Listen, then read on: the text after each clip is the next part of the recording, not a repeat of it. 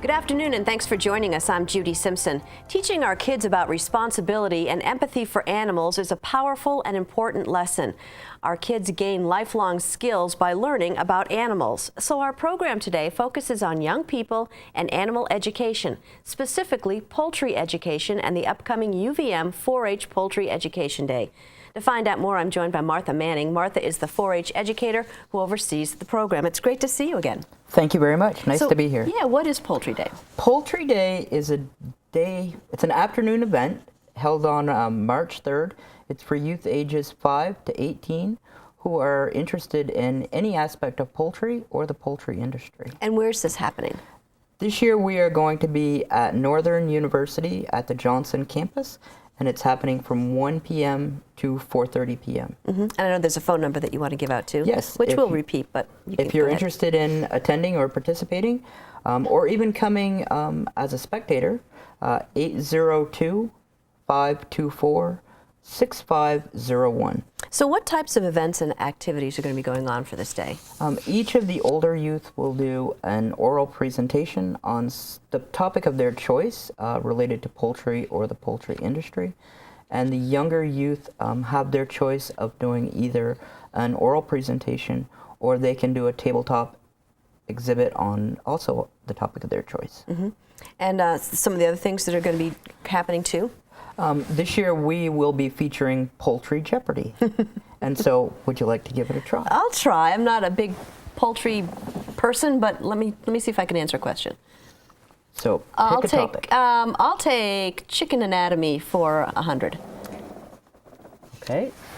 So your question is, what is the term for the fleshy crown that is red in most breeds? What is the comb? That's correct. Awesome. How about another? All right, let's take a chicken anatomy for 200. I'm on a roll.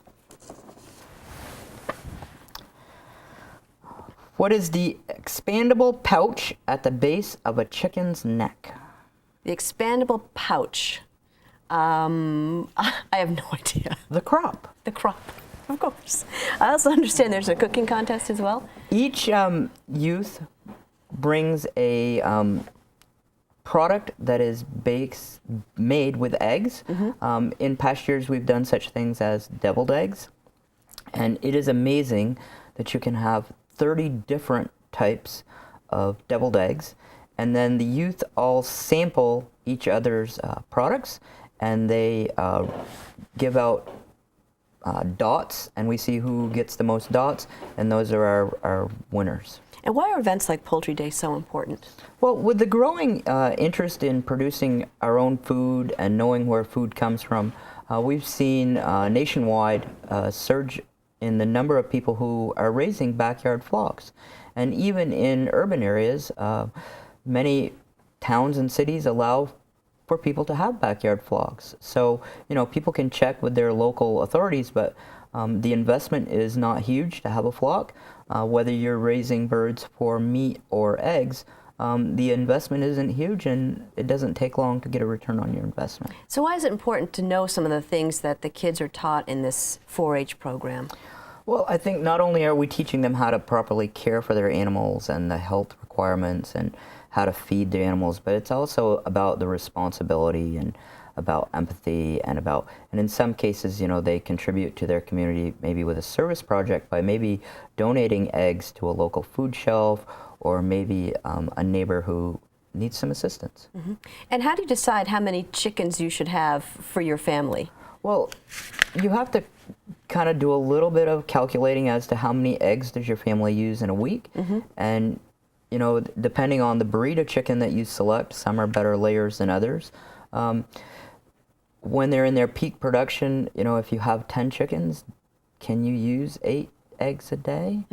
Or do you have a market? And in some places it can turn into a little business for a youth to sell the extra eggs that the family doesn't need.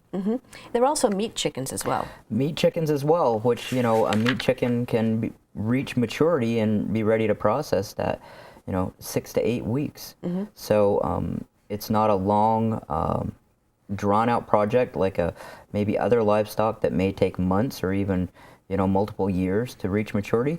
A chicken is fairly quick growing. And also, too, not as expensive as, say, to raise other Definitely not parts as expensive as other livestock to raise. And so, about how many kids do you see? At the Poultry Day, we have seen up to 30 youth for the afternoon. Really? And they've traveled from even as far south as, you know, Tunbridge. Nice. So it's great. All right, well, after last year's 4-H Poultry Day, I had the chance to talk to 2 young people who participated. They both knew a lot, and they were happy to share what they learned. Up first is Zach Johnson of Tunbridge, who told me that his lemon blue modern game chicken and what that was all about. You can see that they have really long legs. It's not many chickens have long legs. Maybe like you can that. hold them a little higher so people can see just how long those legs are. Yeah, Yep. okay. Also, their tails are tight, not all feathered out. Now, is this a chicken that you purchased, or did you hatch it? Or We hatched this last year on our farm. what do you like about this particular bird? I like how they're so easy to handle, and they're not usually crazy and don't run or fly away. And so talk a little bit about preparing your bird for the show. How many days before the show do you get ready? We prepare the birds like all year round. We have to train them and make sure their feathers are always in good condition. So So tell me a little bit about what you do to prepare. What's important about showing your we bird? have to train them. We use mealworms, so they. How do you train them? We use mealworms so they can, so they pose. They have to like reach up, and so they have good posture. And the judges look for that when they judge them. Okay. And also we have to wash them. We wash them 2 days before the show, And so they can. do chickens dry. like to be washed? Some chickens do, and some chickens hate it. And how do you wash them? We You have to be careful. Yeah, we usually put them in Rubbermaid tubs full of water, and we have soap and water, and we dip them in them, and we get under the feathers and make sure they're. Okay, can all you wet. demonstrate to us how to show a chicken? Yes. So, in showmanship with poultry, the judge is looking for if you can show off what the different parts of the body are for a chicken. So you'd show off like the wings and like the breast and the feet and legs, the undercolor or the feathers, and like the head and all that stuff. Now, we should point out that this was a lot of practice on your part. I mean, you've been working with this chicken for how long, just to get it used to being handled? A lot. Yeah. Yes. Like every day? Yeah, well, not exactly, but. Does a show chicken require a more special care than just a regular laying hen? Yes, you have to. We usually keep them in individual cages, except for in the spring when they're breeding. We usually keep them separate so they don't beat up on the other birds, and they stay in good condition for the show. And so what's the largest poultry show you ever participated in? The largest show that I've been to is the Ohio National. It's in Ohio. This year I went to it, and it had about 7,000 birds. Wow. And I got reserve champion modern game in the junior show and second place in showmanship. That's a big deal. What do you think is the most fun about showing poultry? It's fun to go to the show and see other birds, and also it's fun to go do the raffle and win stuff. Well, that's wonderful. So are you going to continue showing chickens, do you think, for a while? Yes, Awesome. Do you have a favorite kind of chicken? this modern games. Okay. Perfect. Well, it's nice to meet you. Does this chicken have a name? I know. No. It's all business. This is a black Americana. His name's Rocky. He is one of the main roosters in my Americana breeding program. Now, is he a little harder to show because he's bigger? Like, will he stand and... Well, for showmanship, I wouldn't use a bird like him because, yeah, he is bigger and you're supposed to be doing things to maintain control. It's harder to control a larger bird. Obviously, he's a very nice bird. Yeah, he's but beautiful. You have to do things like flip the chicken over and show control like that and all the body parts, so it's a little more difficult to do showmanship with a bird like this. Now, I understand that you're interested in genetics. Can you tell me a little bit about that? Well, with Americanas, I have 2 breeds. I do the blue-black splash Americanas and the silver Americanas, and this is part of the blue-black splash ones. They're interesting black Americanas. In order for a chicken to be black, it has two dominant black genes that influence the feather pattern. You can see here. And then with blue, black, and splash, there's a difference. There's a repressing gene called splash. And now you have a chart here that you made that actually sort of illustrates this. Yeah.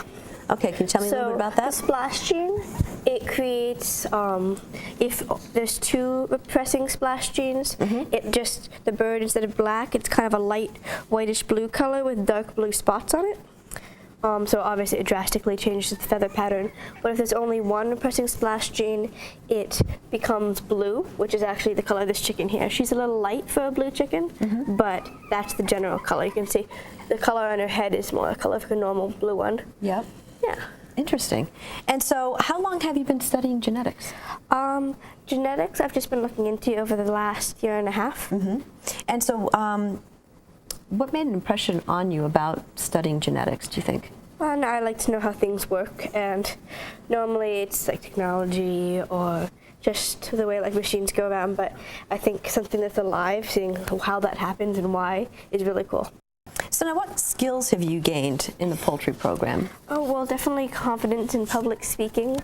Hard work, you have to work very hard and stick with something in order to really get the results in chicken showing, because it's over a long period of time working with your bird, but not only like breeding your bird, picking out the best ones, and the whole goal is to do well at shows. Martha, I was so impressed by those two young folks. Do you have to have background in poultry for Poultry Day? No, absolutely not. Anyone who's just interested, through those with a lot of experience, everyone is welcome to attend. And not only poultry, but also egg education as well. Egg education. Another skill station that the youth will be doing that's new this year is we will be showing them a variety of eggs and asking them to identify what breed of chicken would have laid that egg based on the shell color. Once again, where and when is Poultry Day, and how can people get information about it? People can contact me, Martha Manning, at University of Vermont Extension, St. Albans office, 524-6501, and March 3rd, 1 to 4:30 p.m. at Northern University Johnson campus. All right, thank you so much, Martha. Well, Martha and her colleagues are involved in other aspects of the 4-H program, including youth farm safety. For more on that, here's Across the Fence's Keith Silva. There you go. A rainy day doesn't dampen the spirits of 4-Hers, especially if there's a fire to put out. You always want to aim for the base because that's where the fire starts. That's got it. Hey, we got a fire up here. Proper use of a fire extinguisher is one of several trainings at 4-H Youth Farm Safety Day. Participants were also receiving instruction about tractor safety, first aid, and how to handle animals. Each workshop makes the most of 4-H's signature teaching tool, learning by doing. So who knows how to tie slip knots? Martha Seifert is the 4-H educator in Middlebury. You can explain how something works, but until they actually handle it themselves and do it themselves, like I saw some of them trying to squeeze without pulling the pin on the fire extinguishers. That's a perfect example of if we give them the hands-on training, they will know, okay, I've got to pull the pin first and then squeeze.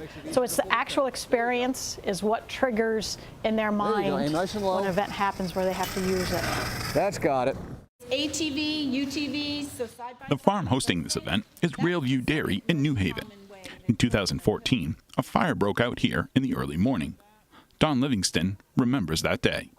We had a barn fire that, fortunately it could have been much worse. We were, very, very lucky in the fact that nobody was hurt.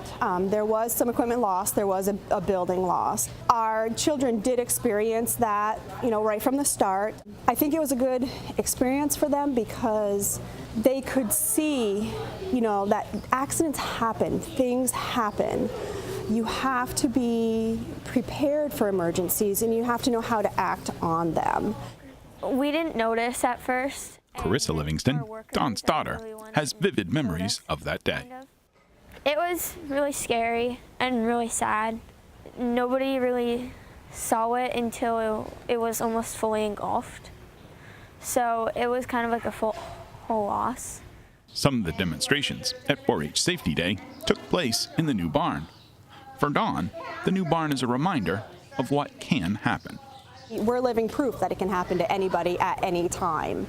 Teaching the kids what could happen before it does and teaching them how to handle a situation is so important, because if they find themselves in an emergency or in a situation, they can think back to, okay, what have I learned from 4-H, and what did I learn from Farm Safety Day, and what do I need to do to handle this situation. Fires can happen to anybody at any time. And just having a clinic like today to teach kids how to handle that is really important, because, like I said, you just never know. Nobody is immune to it. 4-H Safety Day is one day these 4-Hers won't forget. It's the kind of information to certainly keep in mind, just in case. In New Haven, I'm Keith Silva with Across the Fence. And that's our program for today. Thanks for joining us. I'm Judy Simpson. I'll see you again next time on Across the Fence.